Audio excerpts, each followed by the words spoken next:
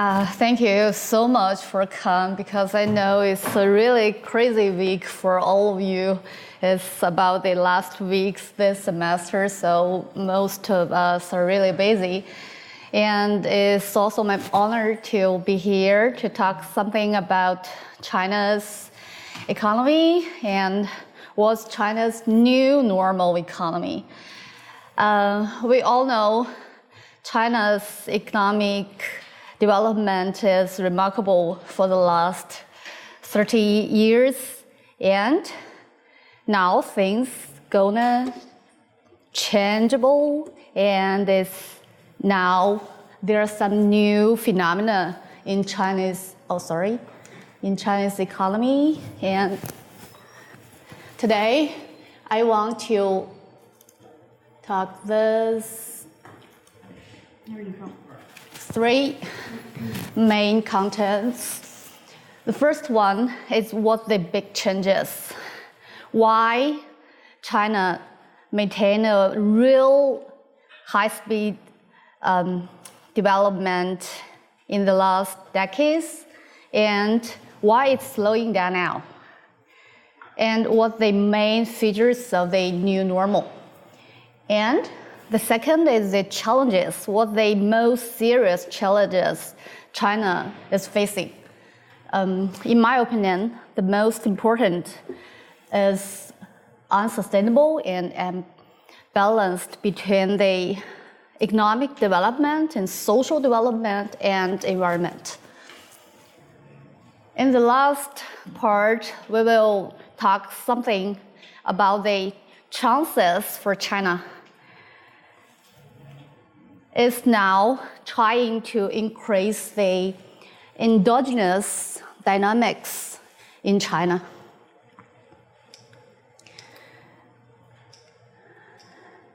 In 1949, PARCC China was founded, and at that time, this country is totally poor, it's in extreme poverty. But the country doesn't focus on economic development at that time. Instead, they focused on class struggles. So after decades of development, it's still in a shortage economy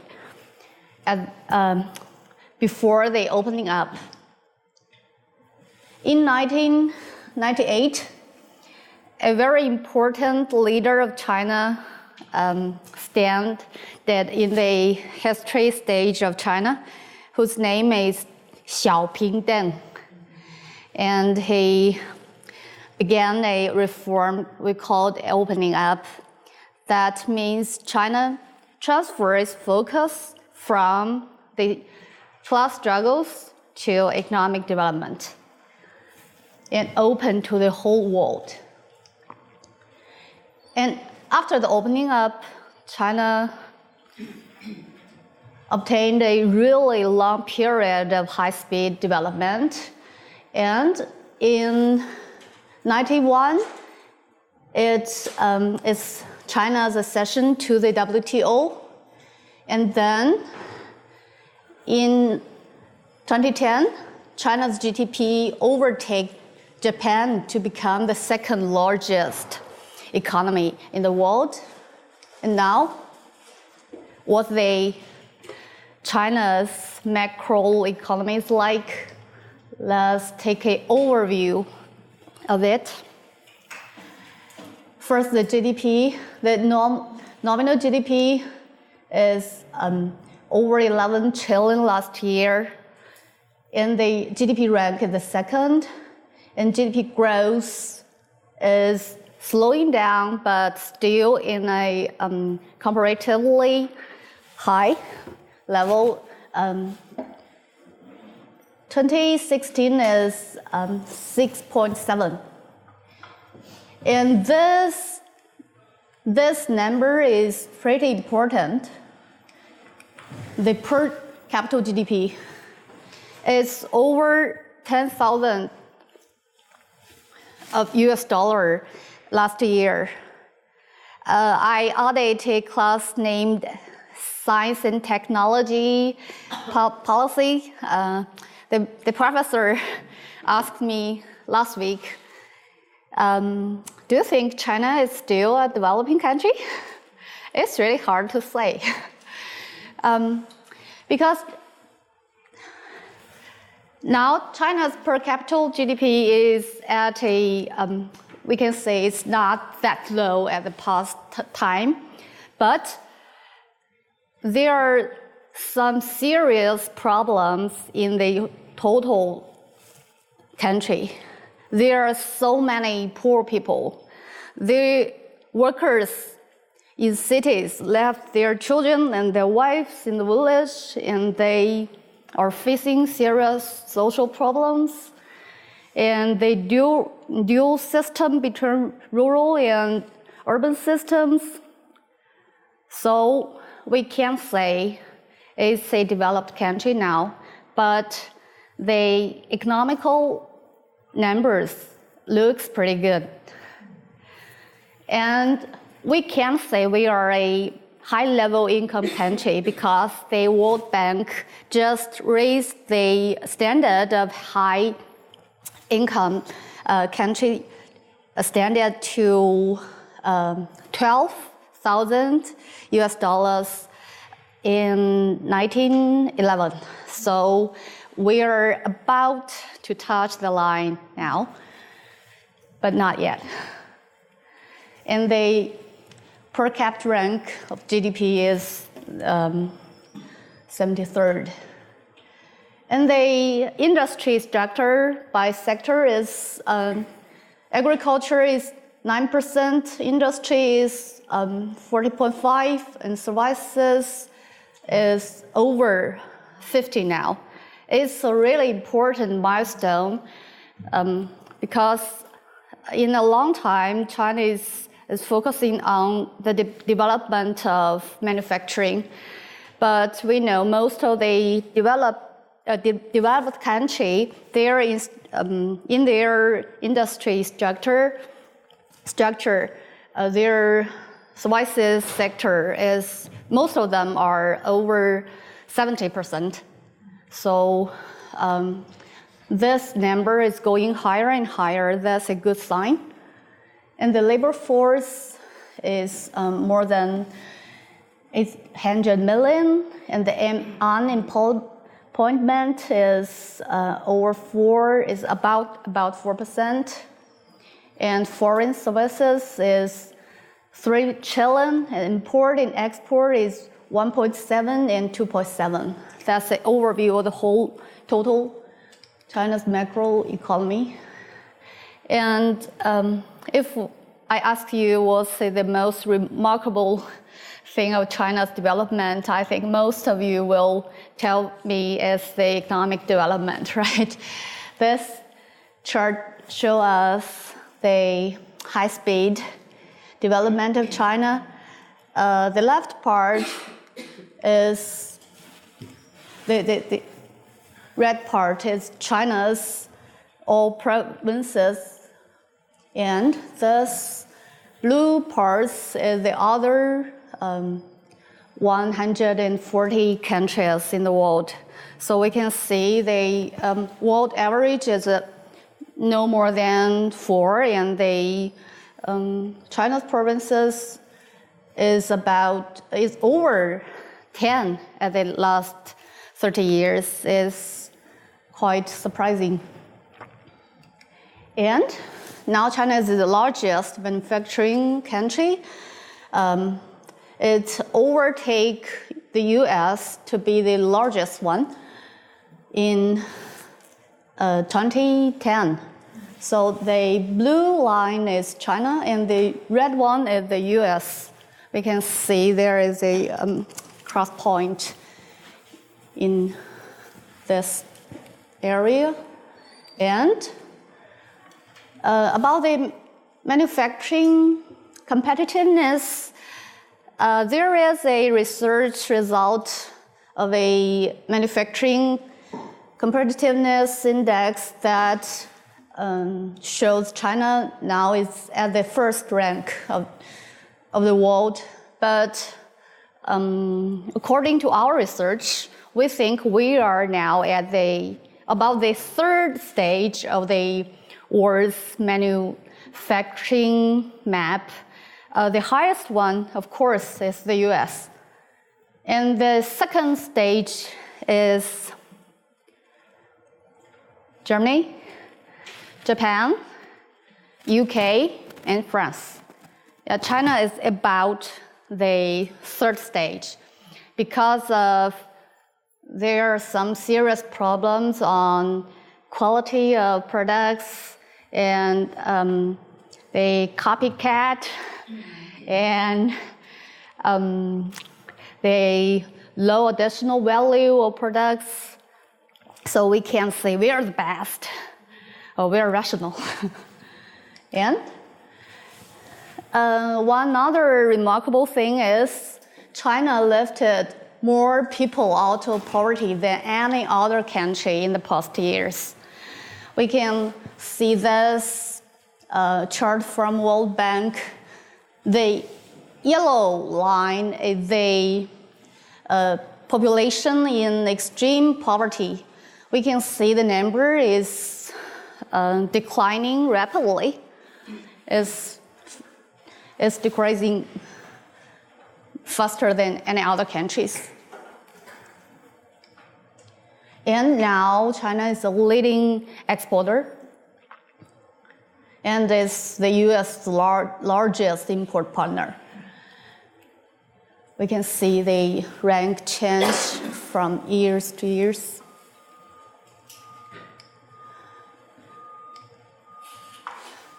And the question is why? What's the main reason of we called economic miracle?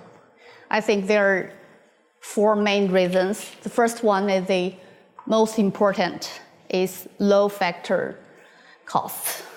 In the long term, Chinese workers' wages are at a really low level. It's not more than $100 monthly, and it's now raising up pretty quickly. And the environmental cost is really low because we just ignore them. And the second reason is the high saving ratio.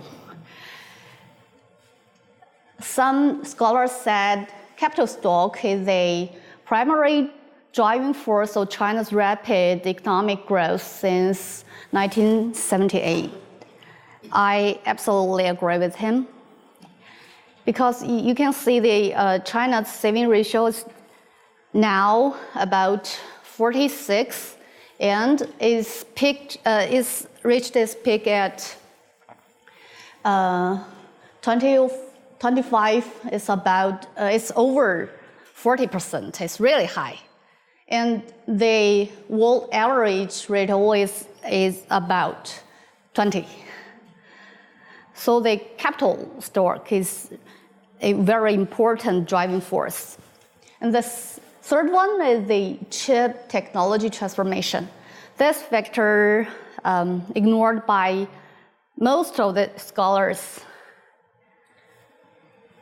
We all know innovation on science and technology is really costly. It's high risk. And the return of the invest is a long term. I will ask you a question. If you have a technology that's out of date, you will throw it in trash. Now, there's a person who wants to buy it from you. Would you like to sell to him cheaply? Of course, yes, right? That's what happened in the past years. China bought some machines and technologies overdated from developed countries, and they don't invest a lot of money on the technology investments, so that save their firms' spending. And the first reason I think is the massive market of shortage. If you visited China 40 years ago, you will just see very few of colors of clothing. Maybe military green, navy blue, black. But now, a lot of you have visited China these years. You can see a lot of fashionable girls on the street, especially in Shanghai and Shenzhen. Beijing is out of date. Not me. So, what does this mean? It means a shortage of economy will cause the hunger for consumption at a really long time. And we all know the big regional differences in China. The coastal and the interior area of China have big gap. So different level of products can find their own markets in China. That makes a big market. And the low factor cost means a high return on invest for the firms. It's really easy for the firms to make money at that time. But will this miracle continue? I don't think so. China is not unique, in my opinion. It's not unique. So it has to respect the basic rules and disciplines and mechanism of market. Not just China, Japan, the US, Germany, Korea, most of these developed countries have a high-speed developing period, not just China. And after about 20 to 30 years high-speed development, it will just fall down to a platform of a middle speed stage. That's now what has happened to China. We can see China's economy grows by 6.7 in last year, compared with 0.2% a year earlier. It's marking its lowest growth since 1990. And that's what changed. That's the big changes. We call it a new normal era. What's a new normal era? What will change? The first one is the rising factor cost. Most important is the labor cost. Let's see.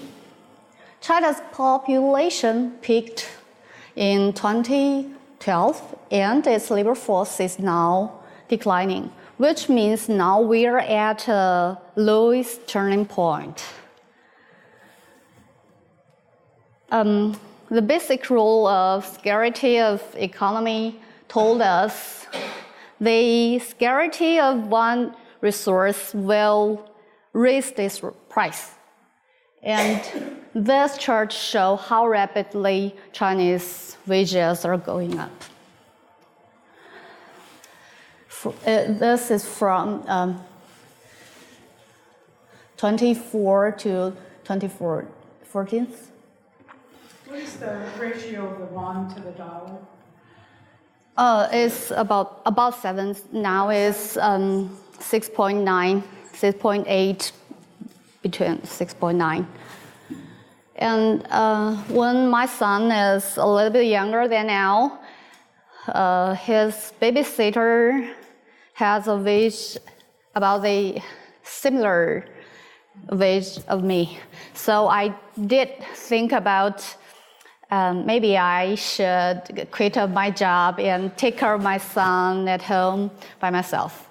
But fortunately, I can make some extra money from the research project or lectures, so I just forgot it.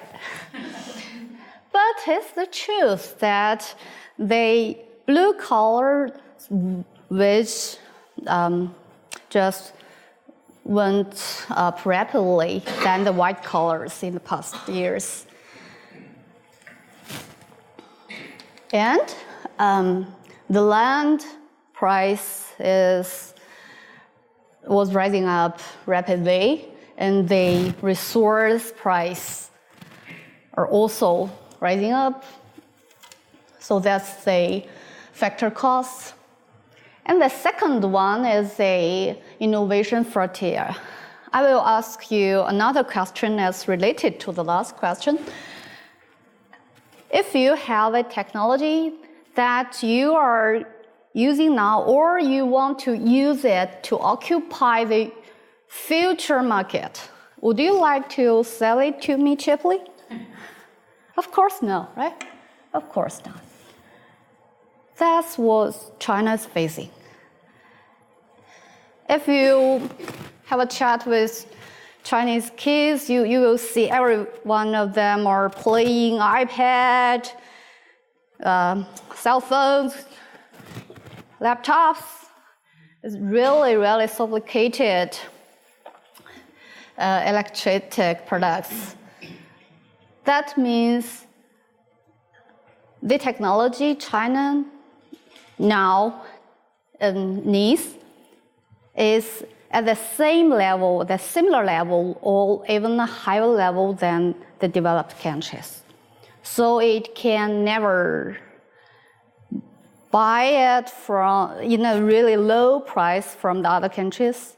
So now we just have to driven by the domestic innovation. But I just mentioned, technology innovation is costly. And the third change is the declining ROI. It's not a time of making money easily anymore. And the declining external demand is happened from the financial crisis. The whole market of the world is now declining. So that's damaged the Chinese export-oriented economy. So that's the whole picture of the new normal economy, what's happening. And now let's see some details of the challenges. I think most important challenges contains the unsustainable development, especially the serious environmental problems and the imbalance between economic development and social development, and there are high financial risks in China now. Both of these pictures are taken from Tiananmen, right? The left one is shiny, beautiful, colorful, and the next one is taken in a smog weather. And that's what's happening now in China, especially in Hubei area. It's around Beijing. Unfortunately, I'm in Beijing. There is a already popular joke in China. A guy just landed from an airplane and into a very beautiful country with fresh air. He take a deep breath. Wow, it's so fresh, and poof, just fall down. It's too fresh. And the other passengers are really, really nervous. But there is a doctor in the airplane. He said, no, calm down. Where is he come from? Oh, he's come from Beijing. Okay, the doctor said, now I know what to do.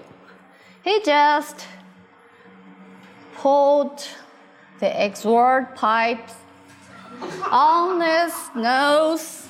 Oh, he waked up immediately and take a deep breath. Wow, that's familiar. That's the smell of my hometown. But it's not a joke, it's a tragedy, especially for me. And the air pollution significantly increases the risk of cancer and some other really serious disease. And where is it come from? We can see the biggest part is the coal-fired. So when I heard President Trump just make a decision that he will reopen some of the coal mines, I think, oh my gosh, it's a tragedy of the US. You should do something. And the second part is the automobile exhaust and the soil dust and the congestion dust. Now the Chinese federal government is trying to do something to take some measures on the air pollution, and there will be really restricted policies put on the firms, and it will raise the level of the gas. Yeah, I hope it will be helpful. And the water pollution. Oh, we can see, I don't know why it didn't work. Oh, it can work here. It's too close. Don't know why. Just use my finger. This is the biggest part. We can see the okay level of the surface water is just this part, but the others, they over 25% are really, really bad now. And what's surprising me best is this sentence. Over 57% of the groundwater exceed the red line of the nation. I'm really stupid that I used to think the groundwater is really clear. It's cleaner than the surface water because the soil, the sand, the rocks will clean it up.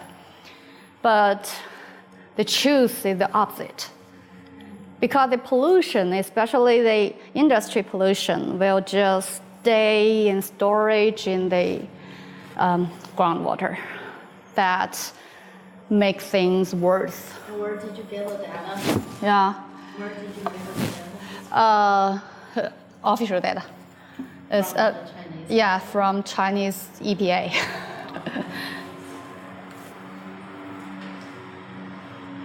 And who is suffering most from the water pollution and air pollution, I think, is the villagers. There are a lot of, we call cancer villages in China now. This is a villager who is standing in front of his wife's tomb.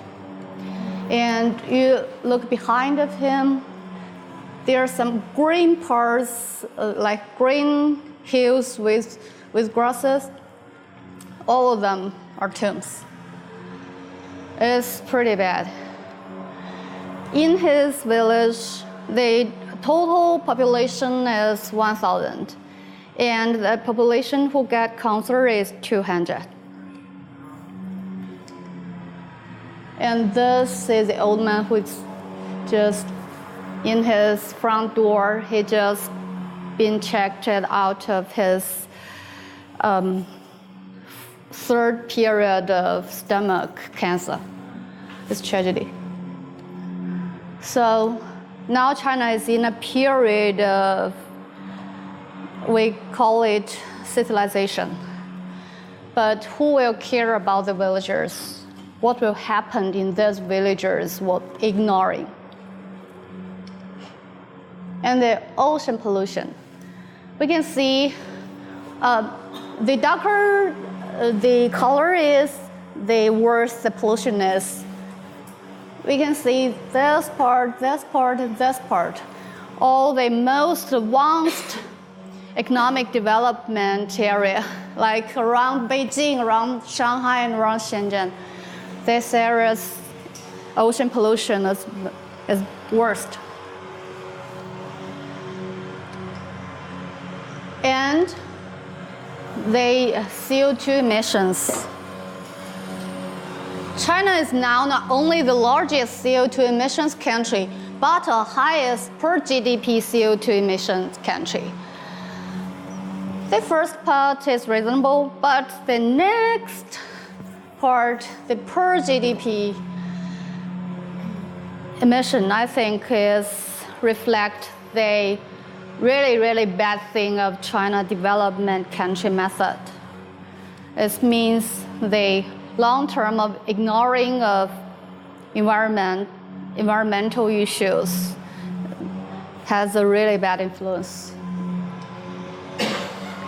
And according to the World Bank's assessment, the economic cost to the environment in China is about 9% of the total GDP, and the damage cost of air and water pollution is about 6%, and the environmental and resource cost is about over 10%. So it's costly. That's about the pollutions, the environmental challenges. Now let's see the social problems. There are big gap between urban and rural areas, big gap between coastal and interior region, big gap between the rich and the poor, and lack of social safety for the low-income people. I just heard a research about the women who was left in the village. They are facing a really high rate of rape in the village. It's really bad. And the Gini coefficients. This is the official data. It's not more than 0.5, but according to the research of some scholars, it's exceeded 0.5, and it's in a crazy trend. And what is the Gini coefficient? It's the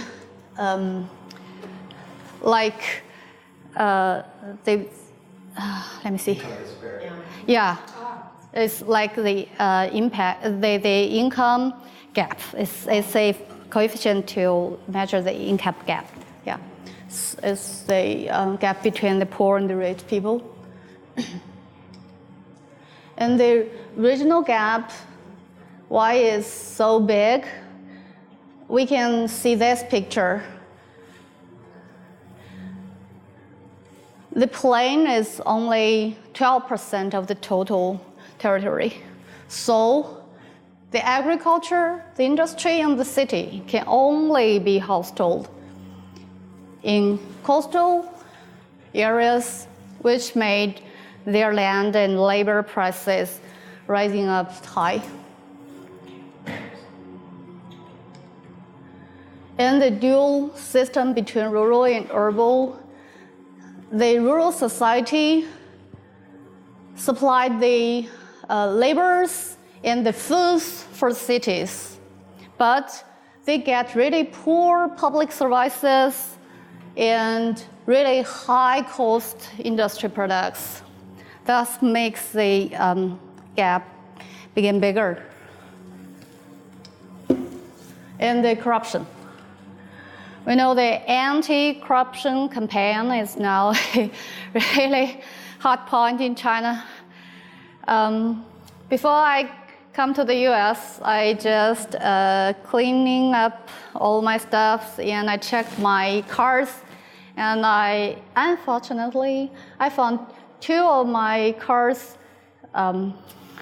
they used to be my students because my job is to train the high-level students in China, high-level government officials in China.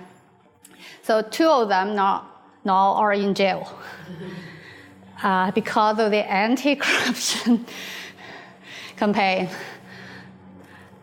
Is it worked? I think it did work. Most of the officials are more conscious now. But there are some bad influence with this anti-corruption campaign. That is the willing to work and the creativity of the officials were now declining. Yeah. And another thing I want to mention is the tight tension between the federal and local government. This chart shows the government's revenue and spending. In this chart, the black line is the revenue of the federal government, and the gray one is the local government's revenue. We can see after the tax reform around 1994, the local and federal government just share about half and half of the revenue of the government. But let's see the spending. The black one is the federal government, and the gray one is the local government. We can see federal government spend less and less, and the local government spend more and more. There are some data shows over 90% of the spending on education, public health, environmental issues, social insurance are spent by the local governments. So that will be easier for us to understand why the local government have such a high debt number, right? They have to lend money from the bank or from some other financial institutions because they have no money, but they have to spend this money on the public products and public services. And they have to sell the land in a higher and higher price to make money. That's the very beginning of the story.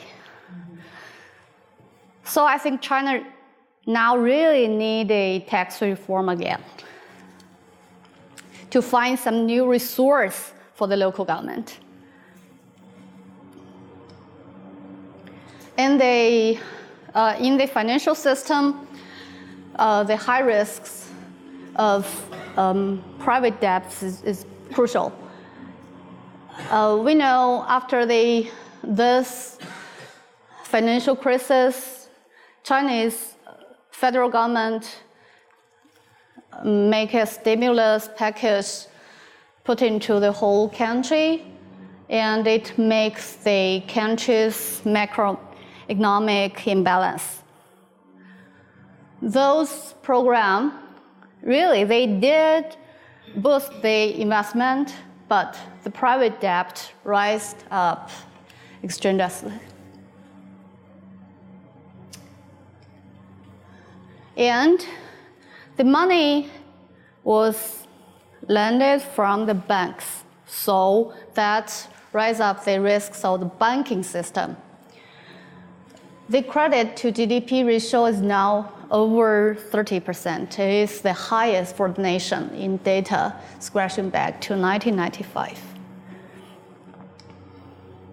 And I want to talk a little bit more about the exchange rate. That's a hot point. We can see Chinese foreign exchange reserves has experienced over 20% meltdown of the foreign exchange reserve between July 2014 and January 2016. It's a big declining. Why? What happened? A big reason is the capital fleeting. Capital just flee from China to the developed country like the US. A lot of my, but not a lot, I have no that much rich friends. Some of my rich friends just emigrate to the US and Canada in the last 5 years because they have no confidence on China's economic development, and they want to make a better environment for their kids and their own business. So they just make the immigration. In the US-China trade relationship is really interesting because theoretically, China has an obvious surplus of the trade over the US, and we export products to the US, and there should be cash flow back to China. So the China yuan, RMB, the currency of China, should rise up, and the dollar should decline. But in reality, it's just the opposite. Why? Because there are two more crucial factors here. The cash flow is not just from China, from the US to China, but from China to US too. And China bought a lot of treasury bill from the US government. So we can see the trend is the Chinese currency is going down, and the US is now at its beginning period. Yeah. So it's after the financial crisis, the US is like a really strong man who is just want to climb up a wall, but China don't want to be stand beside the wall that he knows there must be some breaks, fall down when the giant is climbing up. So what to do? It's just catching up. Just follow the giant. That's the Chinese strategy now. So we can see when the US dollar is strengthening, the China federal government spend a lot of exchange reserves on catching up, on loosely pegged to the dollar. So comparing to the US dollar is declining. But comparing to the other currencies all over the world, the Chinese currency is now strengthening too. That's the trend. So that's the challenges. We can see, things looks not so good. But I do think there are chances for China. That is what the government and the whole society is doing, or is trying to do. Do you know China have a 5-year plan for the national development? Yes, we do. We are a market economy country, but not totally market economy. We have some control factors. The 5-year plan is one of them. We can see from in this 5-year plan, from 2016 to 2020, look at the key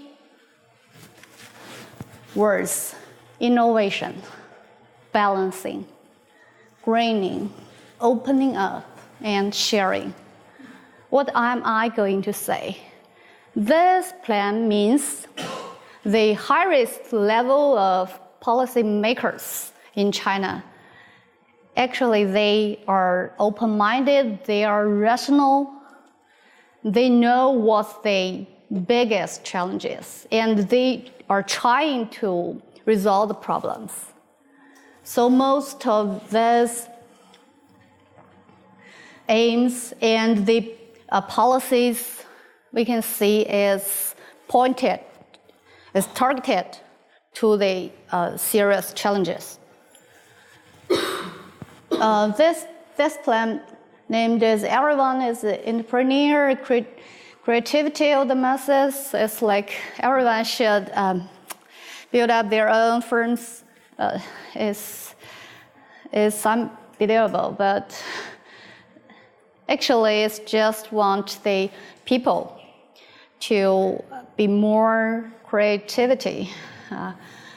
And this one, Made in China 2025, is targeted on the Made in China, on the industry and manufacturing. And the economy needs a rule of law is targeted to the disorder of the whole market. And urbanization and the supply side reform.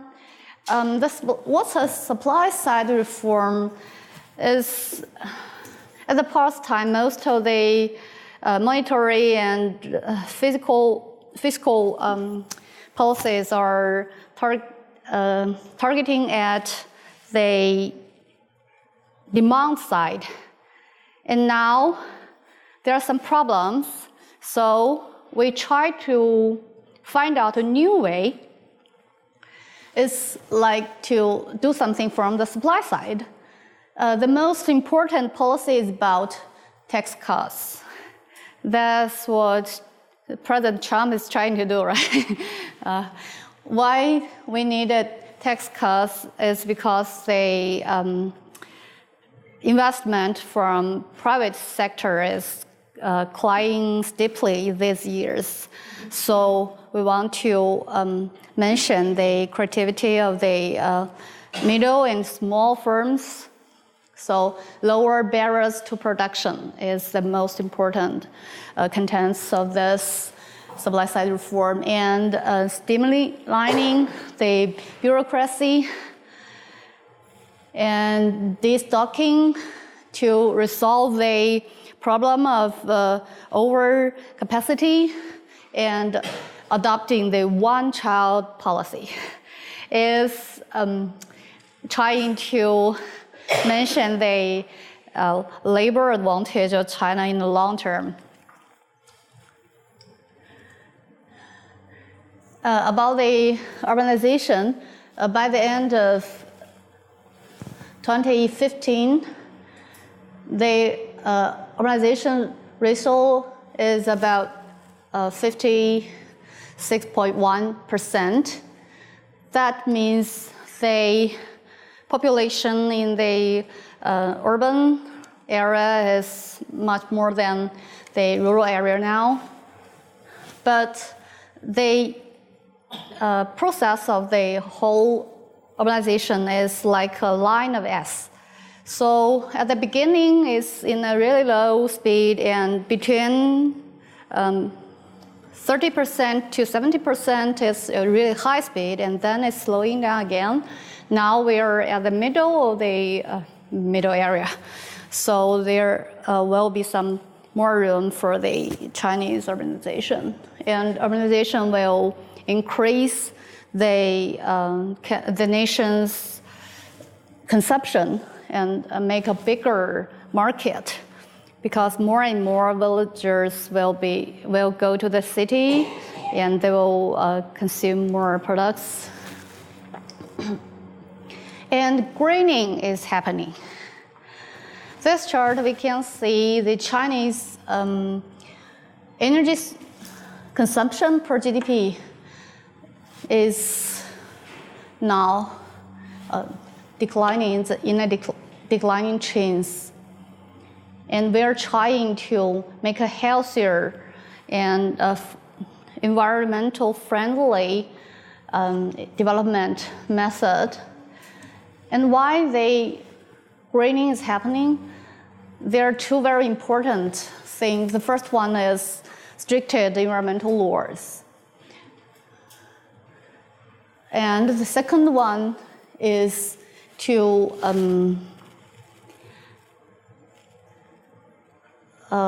make a much better government performance index system. We all know in China, the government played a big role in the whole society and the whole development. And if the official just want the GDP, and the total area will just focus on the economic development.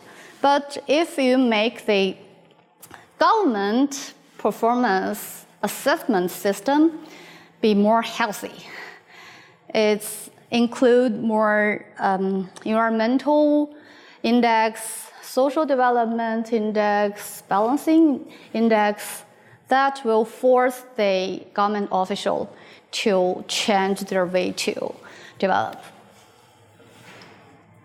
And innovation. We just mentioned the innovation in China now is really active. And according to Michael Porter, innovation is the central issue in economical prosperity. And there will be 6 waves of innovation. Now we are in the 5th one, which is from the digital networks and something related to ICT technology. And China is working on that too. And it's what I am. I have really big interest on this area, so I want to talk more about it. First, I want to say something about copycat. Made in China, the Chinese products always been blamed for their copycats. But my question is copycat really bad? I don't think so. This one is a sports bracelet from an important, very famous internet firm in China. Name is we name is Xiaomi. It can record your sport data like your heartbeats and your sleeping time, something like that, and calories. And this one is in my wrist. But this one is black one, and I have a silver and white one. It's beautiful. And we can see this is just a metal plate here, but this one has a screen. And it can also record all that sports data or your healthy data. And one more thing, look at me, it's a magical time. There's a button on it, and if you put it, what's this? Oh, it's a Bluetooth. Yeah, it's a Bluetooth earphone. So I have no need to rush to get my cell phone from bag when I'm driving, when I'm talking with some other people. I'll just get it from my bracelet. So is it a copycat? Its main function is similar, but it has some unique thing. That's what I want to say. None of the innovation could just emerge from blank. Every one of them should come from the learning and imitation. But we have to respect the intellectual property rights. But we should encourage the persons or firms to learn from others and from imitation to make their unique, to make their independent innovation.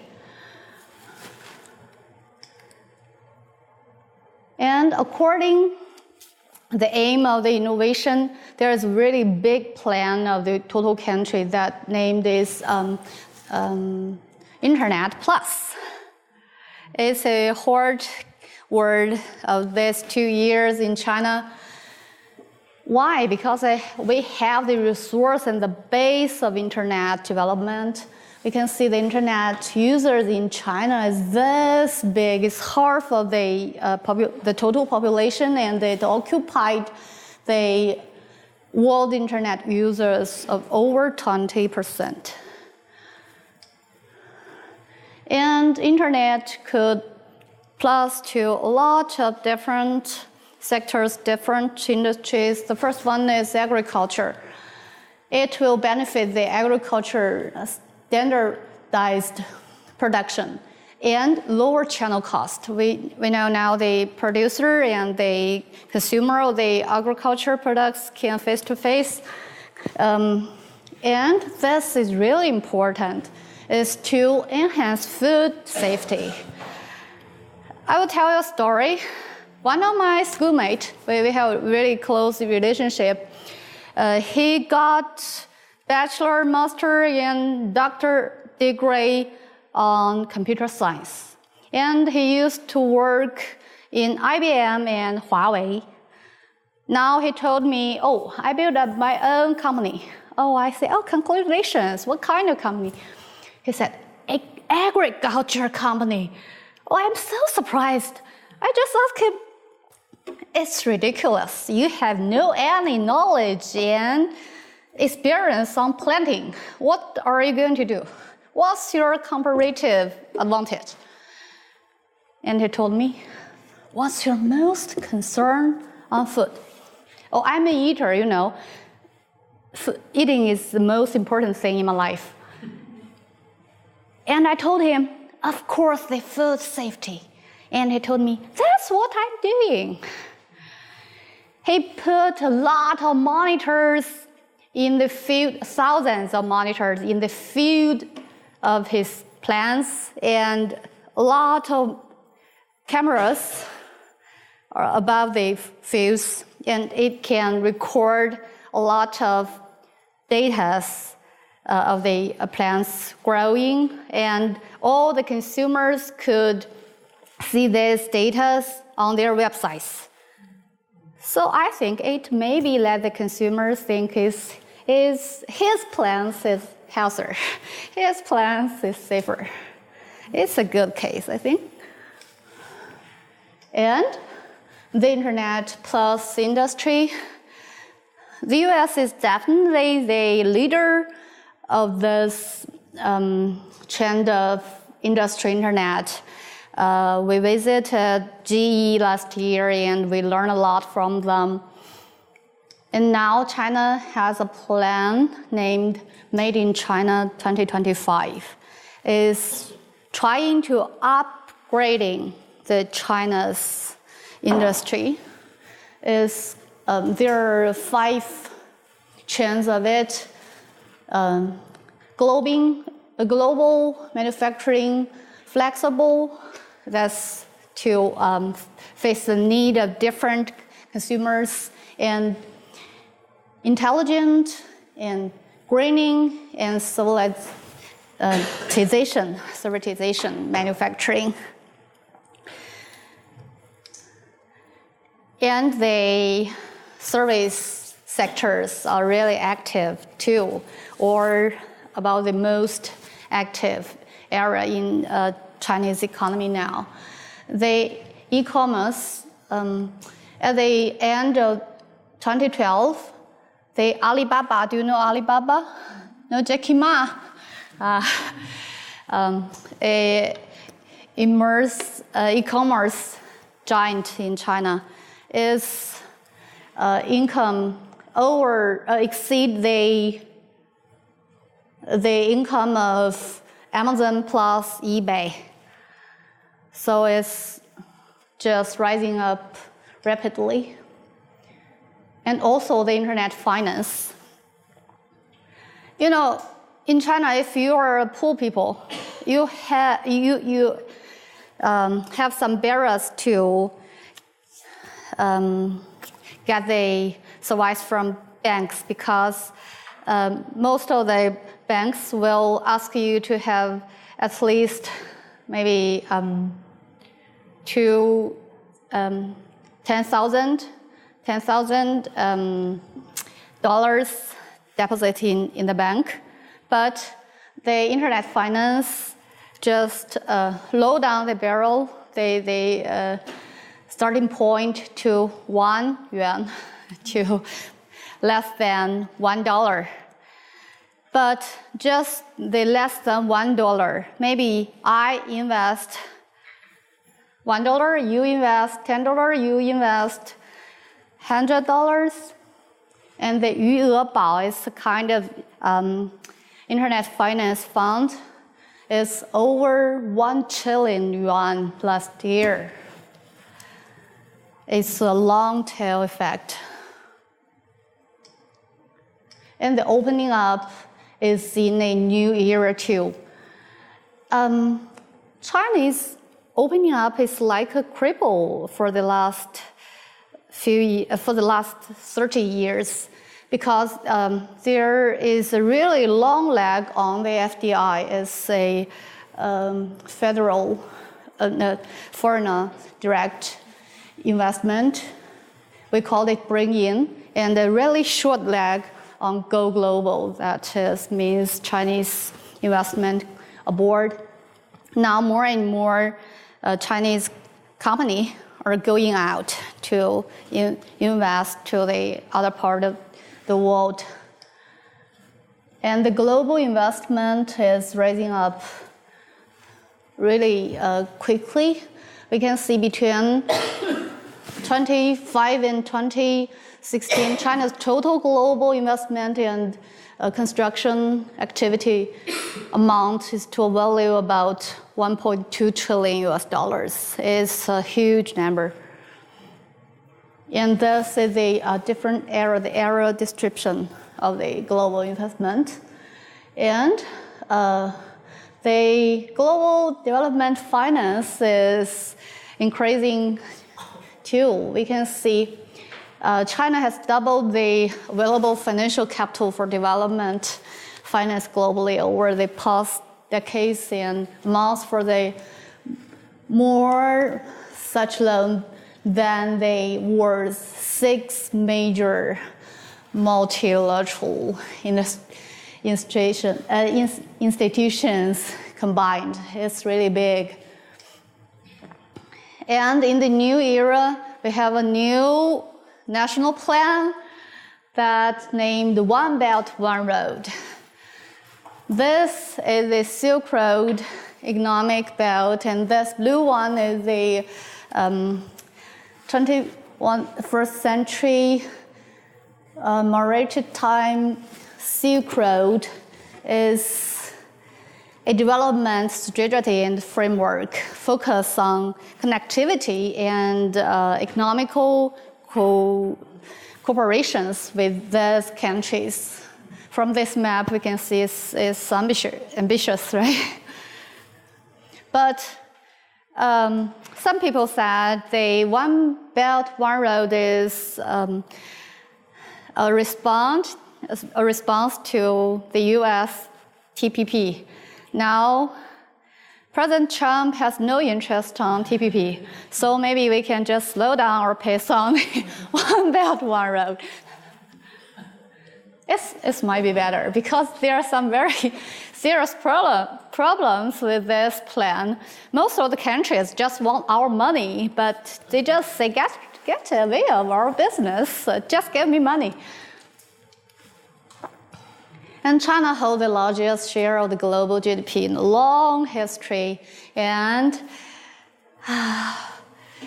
about around 2030, China is expected to be the world's largest economy once again. And the question is China ready? Is the world ready? And as a conclusion, I agree with my favorite leader of China, Xiaoping Deng. He has a saying that to cross the river by filling the stones. I think there are no absolute correct way to develop a country because there are so many differences. So it's good to just try to find our own way. And slowing down maybe means more room for reform. Because if we are just keep running and running and running, and we have no time to see where are we going, why are we here? So slowing down maybe let us to think about what we are really want to do. And fostering innovations and creativity from the bottom, the period of the whole country is really crucial. The very famous economist Reinhard Coase wrote a book named How China Became Capitalist. It's really a tough task for the translators to translate into a Chinese book. It's too sensitive, right? Capitalist. But they are so smart. They transfer the name to a reforms in China. It's good. Yeah, I love the name. And according to Coase, he said he didn't agree with the other economics that said what makes the Chinese economic miracle is because the efficiency of the high controlled economy. And he said they scattering power to local government, the creativities from the edge of the society with the losing regulation. This kind of factor are the main reason why China's economy developed so rapidly these years. I absolutely agree with him. So I think the innovation is the most important. And we are trying to make a balance between economical development, environmental sustainability, and the social stability. And the last one is very crucial, to improve China's international environment. Now, I know China and Chinese people don't have a very good image. Maybe some of people think, oh, they are greedy. They're just focused their sights on money. And they just ignore the human rights, the social balance, the environmental issues, something like that. So I think when most of Chinese people stepped up the period of the fearing of being starved and get a better life, it's time now for us to think more about how can we make a better image, how can we play a better global role in global affairs. Yeah, that's what I want to say today. Okay. Thank you so much. And thank you for your patience for my poor English. I know you are just trying to understand what I'm talking about. And so please make the questions simple, okay? Any question? Do you have anything to say about inflation in China? Pardon please? Inflation. So, Oh. I think what blows my mind is cost of real estate, the cost of apartments. I don't know how the next generation in China. Oh, actually, the official data is not that reliable. Yeah. Yeah, and I think PPI, inflation index of the industry products are at a really high level now, especially this year. And the CPI, the consumer price is not that high. It's at a really low level. It's about 2. Yeah. But you don't necessarily trust that data. But I have no better resource of data. Yes, please. My understanding is that China is investing more in military right now. Yeah. What impact does that have on the economy and on economic growth? You mean Italy? But I'm not an expert on this field. I just heard from the news, the newspapers or some social media that the total system of the military is now making a reform. And it's a total reform. It's not just economical things. It's including the anti-corruption to make a better, higher productivity of the military economy. But I'm so sorry that I don't know a lot about this field. Yeah, because military is also mysterious to me. Yeah. Yeah. Yeah. Yeah, but I mean, it's an interesting comment because, as you know, in this country, I mean, I don't know how transparent the data is in China, but the tension between federal budget and local budget, which you've mentioned, that the local needs will continue to go up and it needs to find a way to generate money. Yeah. In this country, we worry about military spending because as military spending goes up, there's less money for social programs, environmental. So we always track what percentage of GDP goes to the military. Yeah. Because that's and so we actually know, isn't it 54 cents on the dollar now? So so most Americans know for every dollar that comes into the federal government, what percentage is spent on military, and then what is left over. So that's why even now under the Trump administration, people are worried because if there's more money for the military, there will be less money for social stability, environment, etc. I don't know if in China everybody knows. Actually, the spending on military is not that high number as you expected. Yeah, it's at a really low level. Yeah. Maybe now is exceed 1.5%. Yeah. Exceed 1%. Yeah. Okay. Yeah. It's stable. It's Yeah. And 30%. Yeah. Yeah. Just the pure number is rising, but the percent of it's combined to the spending of the government is at a stable level. Yeah, it's not climbing up. Yeah. Please.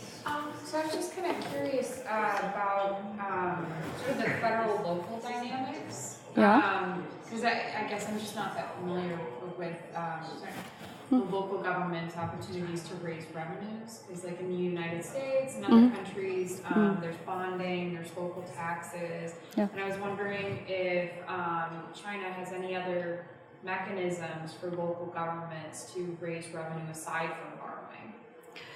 Of course, the total tax system of China is including the tax for the local government and the tax for local government and the shared tax of them two. And the federal government have this much revenue, and maybe they didn't spend a lot of directly to the society, but they will just transfer some money to the local government from different ways. So the local government have their own resource of tax, and they transfer money from the federal governments. They can selling lands, and they have some their state-owned companies, and this kinds of economic resource for the revenue of the total revenue, the basket of the local government, what they can do to produce public goods and public services.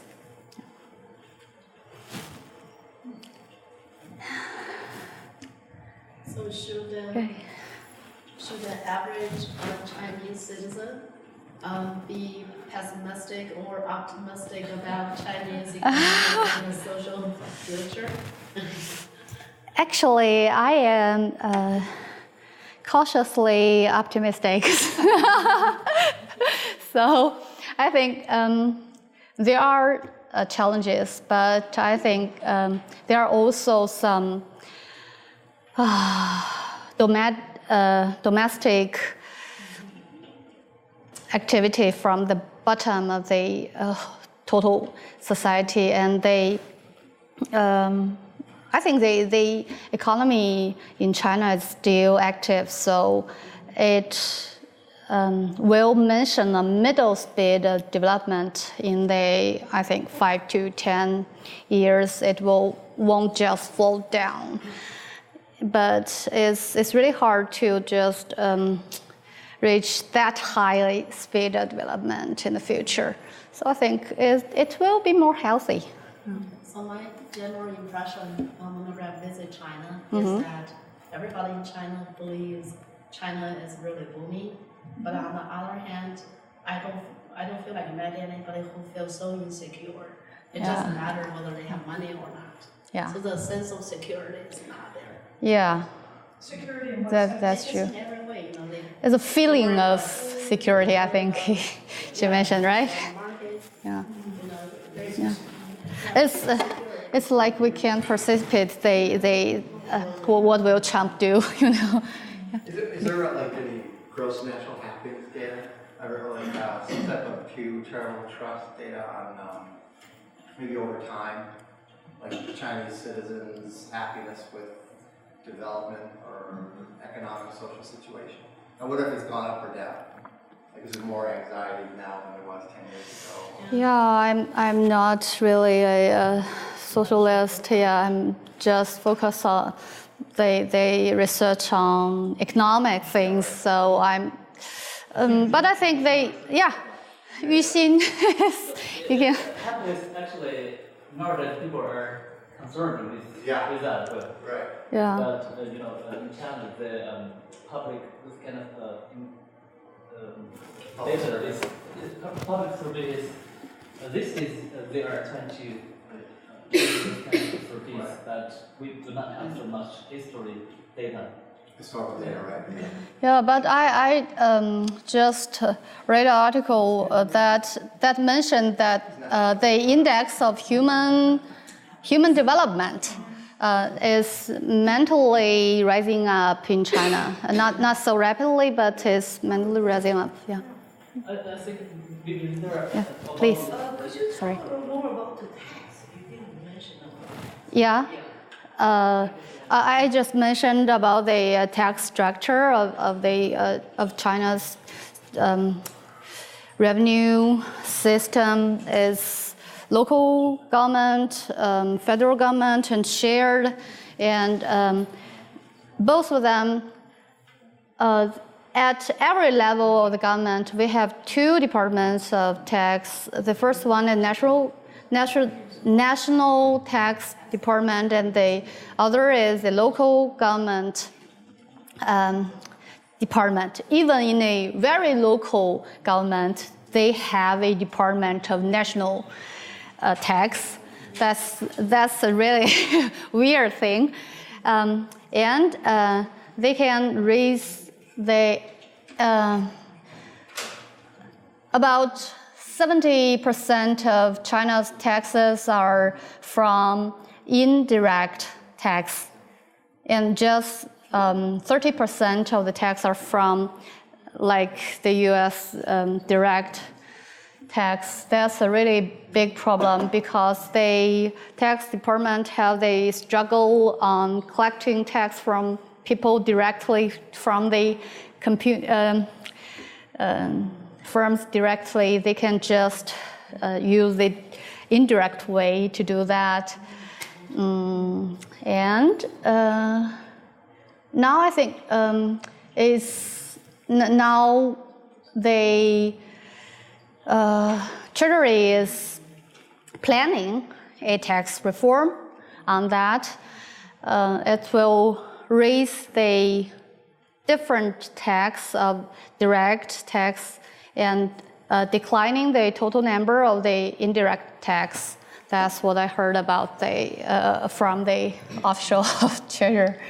Yeah, I think it's a good sign. So it's including the tax reform too? Yeah, exactly. Yeah. You're welcome. Okay. Well, thank you. Thank you very much. Thank you. Thank you again.